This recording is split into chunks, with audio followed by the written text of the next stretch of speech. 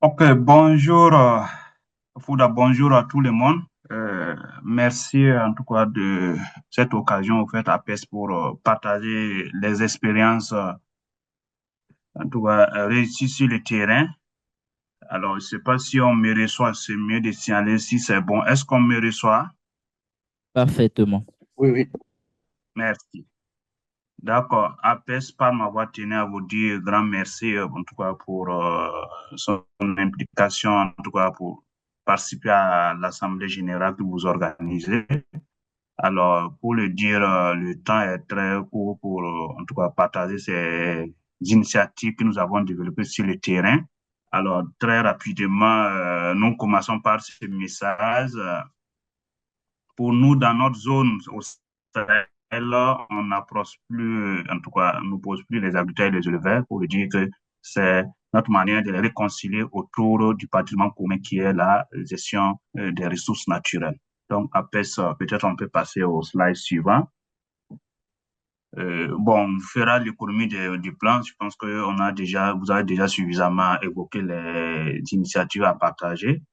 Donc ici, je voulais simplement dire que APES, depuis sa création en 1989, a marqué cette vision à travers la mise en place d'un système de gouvernance autour des exploitations familiales. Et notre vision était qu'un élevage familial devait performant, profitable à tous, et mais aussi dans une société apaisée. Donc, vous voyez les questions de co-gouvernance, de gestion partagée et de promotion de la paix. Donc, voilà un peu quelques sur une vision ou domaine. Voilà. Et maintenant, on va aller plutôt au slide suivant. Voilà. Ici, comme l'a dit à l'introduction, hein, alors ici, c'est la question liée à l'approche ingénierie sociale. Qu'est-ce que c'est? Comment nous l'implémentons? Quels sont en tout cas les résultats que nous avons obtenus depuis que nous avons intégré dans notre approche d'intervention? Il faut le dire, depuis que nous avons commencé à implémenter cette approche au sein de l'APES, voilà, on a finalement arrivé à l'idée que on ne décrète pas la paix, on la construit avec les communautés. Qui dit avec les communautés, c'est tout se construit autour de leurs besoins, de leurs visions, mais aussi des défis que ces communautés rencontrent. Tout investissement pour nous doit passer par cette approche. L'appropriation, mais aussi la gestion après que le projet est érigé, soit l'infrastructure pastorale. Alors, nous conduisons cette approche à cinq étapes, alors que je m'avais cité rapidement. Il y a d'abord au préalable un diagnostic participatif, voilà, quelles sont les ressources, quelles sont les modalités d'accès, est-ce que c'est lié à la saison, et c'est donc beaucoup de questions, de guides, de focus qui sont faits autour, en tout cas, de ces diagnostics. Quels sont les acteurs qui sont impliqués? Ensuite, on fait la cartographie des acteurs.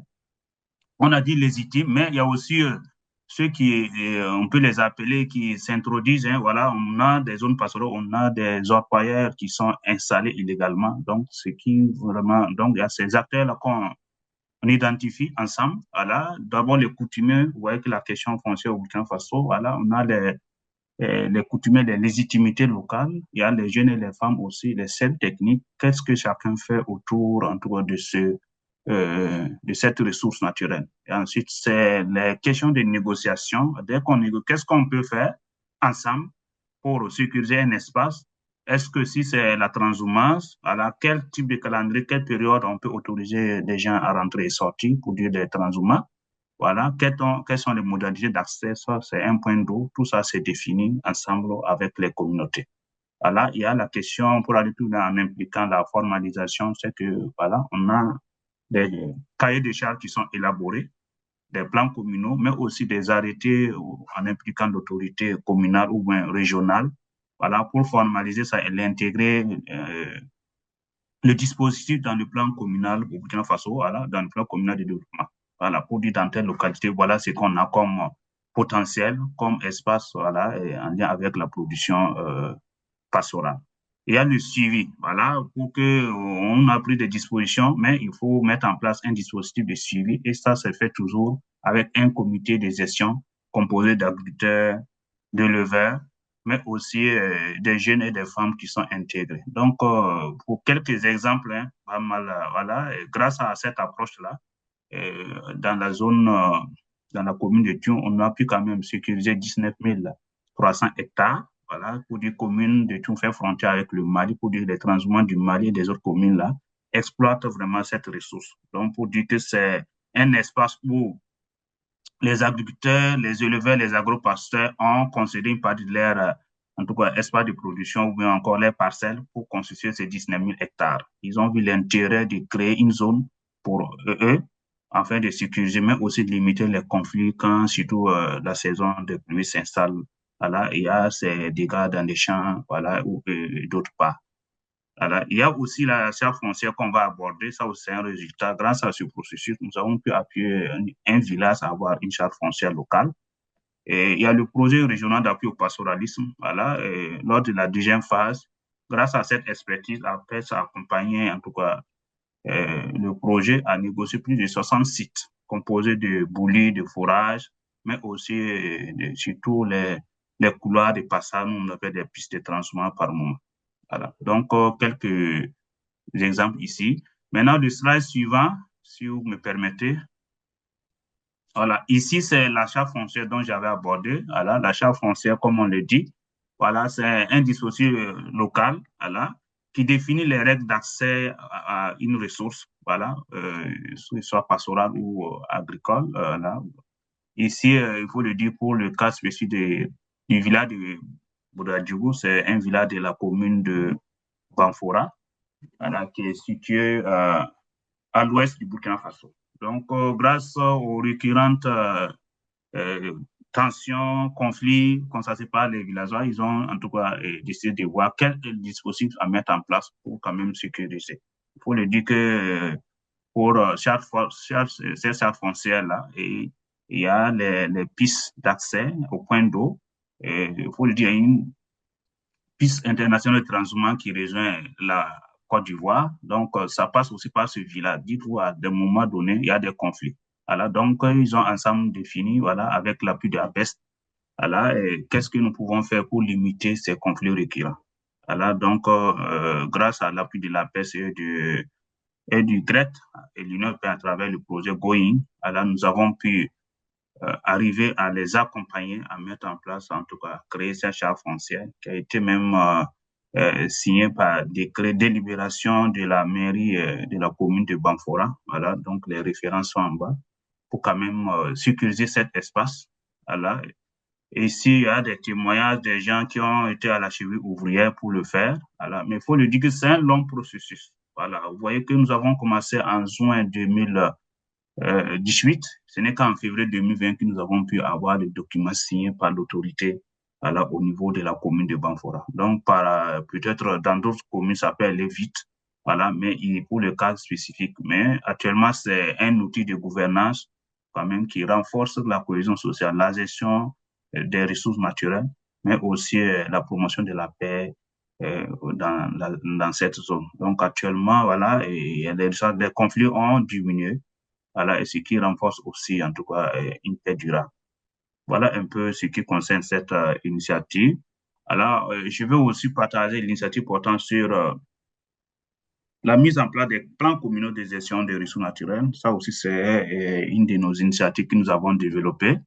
Voilà, il faut le dire que c'est des plans élaborés, co-élaborés avec les parties prenantes, je veux dire que les éleveurs, voilà, les autorités, les autres, en tout cas les exploitants, en tout cas, qui ont contribué fortement à dire, tiens, qu'est-ce que nous pouvons faire pour dire que, voilà, avoir des espaces sécurisés et orienter les investissements.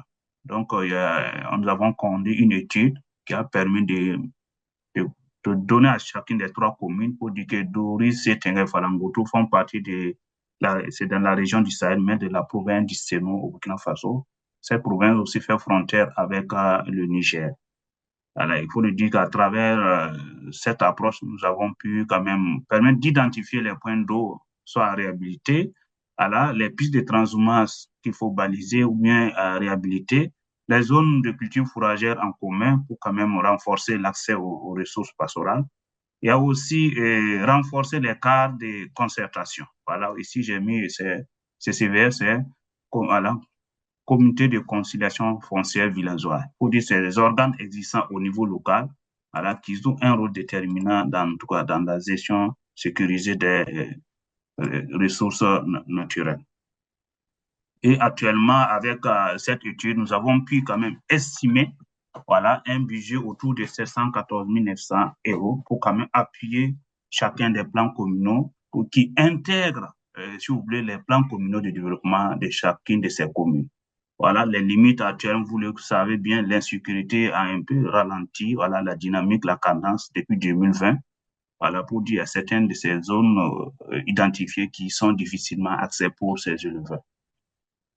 Donc, le slide suivant, voilà, la question de la co-gouvernance, nous avons vu sous l'angle, voilà, qu'il faut intégrer, voilà, impliquer les politiques publiques, voilà, ici, au niveau des États, voilà, et des régions, c'est pour nous, c'est de reconnaître les chartes foncières locales comme document d'urbanisme pastoral. Alors, autre élément aussi pour les décideurs, c'est de financer. Voilà, on a vu tantôt les plans communaux uniquement pour 3 communes qui autour de 700 et 700 000 euros, voilà, il faut des financements. Et c'est pour que ces financements soient pérennes, il faut que ces plans soient intégrés, les financements de ces plans soient intégrés, voilà, dans des dispositions au niveau local ou communal, tels que les plans communaux de développement, voilà, que les communes ont élaborés. Là, on aura des financements assez pérennes.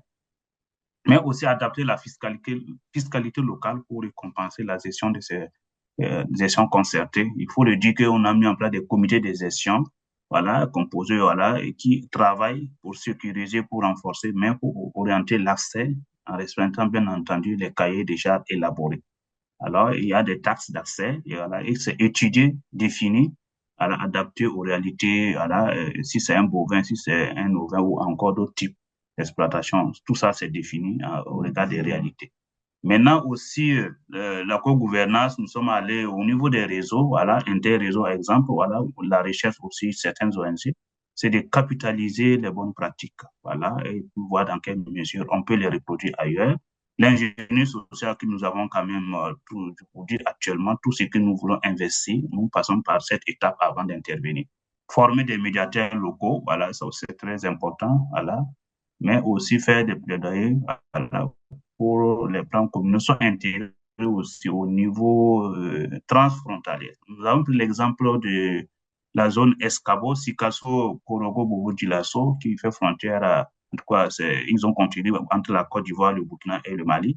On dit APES à travers son initiative, voilà, où il a pu mis en place, voilà, mettre en place des plateforme multi-acteurs sur la gestion des ressources naturelles et la prévention des conflits, voilà, qui avait des plans d'action pour dire que c'est cette co-gouvernance qui nous permet quand même de travailler dans la sérénité, mais aussi renforcer la mobilité dans cet espace. Vous avez encore au plus 2 minutes, 2 minutes, ce que j'ai déjà épuisé. Ouais, d'accord, merci. Merci. Alors, slide suivant. Alors, ici, le mécanisme qui fonctionne encore sous cette sous pression, nous avons dit les différents types de mécanismes que nous avons. Pour dire que nous sommes allés à la base, pour dire que pour réussir, voilà, il y a des mécanismes, des organes existants au niveau local, tels que l'arbre à palabre, voilà, parenté à plaisanterie, mais aussi les zones intergénérationnelles, mais aussi les organes tels que les comités de gestion, les comités de conciliation foncière villageoise, qui sont des mécanismes vraiment qui fonctionnent très bien et sont bien accompagnés et renforcés. Donc, nous sommes appuyés sur pas mal de ces mécanismes pour arriver à de très bons résultats.